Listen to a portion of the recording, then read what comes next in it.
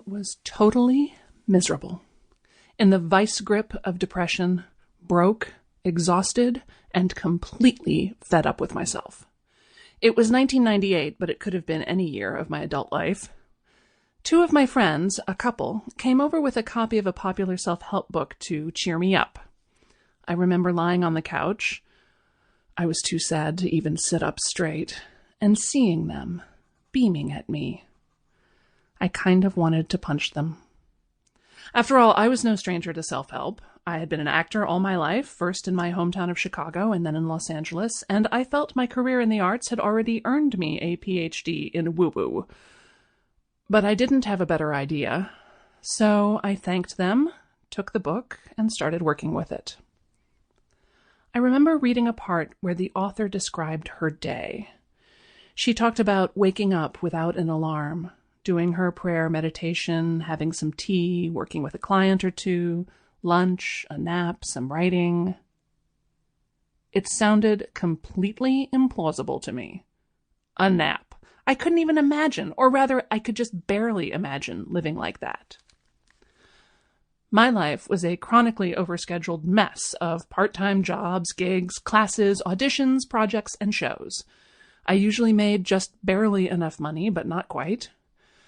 I remember bursting into tears in the middle of Target because I couldn't afford the $16 for a new pair of yoga pants. Yoga pants being the official uniform of the artsy Angelino. I was working hard all the time, and yet I kept feeling like I was falling further and further behind. I was desperately unhappy, and I was using busy as a narcotic.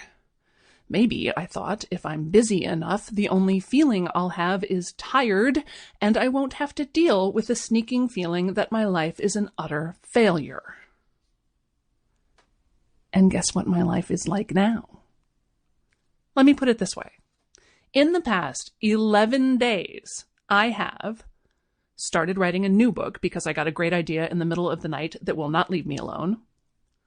Bought a new car because it was time to retire my wonderful 2000 Honda Accord with 184,000 miles on it. Spent 2 mind-melting in a good way days at a Byron Katie workshop in Ojai, California. Screwed up my courage to introduce myself to Stephen Mitchell, Katie's husband, who is one of my literary heroes. I felt really shy, but I had to tell him how much his work had meant to me over the years, and I knew I couldn't keep encouraging you all to push past your perceived limitations if I wasn't willing to do the same. I had a long, wonderful talk over an excellent bottle of wine with one of my oldest friends, who also happens to be a big TV star, so I got all the good Hollywood gossip. I started a new paint-by-numbers picture, which is one of my favorite hobbies. I paid a giant tax bill, which was great, because it means that business is good and getting better all the time, and plus, I had salted the money away over the course of the year so I could pay in full. My tax dude is very proud of me. I taught 7 classes, 6 online, 1 in person, to a total of 1,500 brilliant, creative people from all over the world. I drove into LA to drop in on my favorite improv class because I don't want to let my acting skills get rusty just because I moved to the beach, right? I had 2 fun dates with Luke, my sweetheart, plus our daily beach walks. I made a lovely potato leek soup from scratch from my battered old Julia Child cookbook. Yum. Attended a training webinar so I can stay up on all the latest email marketing technology.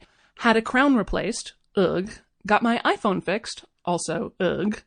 Had 2 short, effective team meetings with my fabulous crew, and finished reading 2 novels. And I've got to say, it's not like these past 11 days is all that different from the rest of my calendar. Now, before you decide that I might need to be punched, my life is not all sunshine and stardust. I work hard in and on my business, the Organized Artist Company, and I have just as many frustrations and heartbreaks as everyone else. But I don't have a boss. And I don't have a schedule except for the one I create. And I get to spend all day doing work that I love with people I love in a place that I love. Life is sweet. Over the past 19 years, I must have written out Louise Hayes' sentence, "In the infinity of life where I am, all is perfect, whole, and complete." 5 grillion times.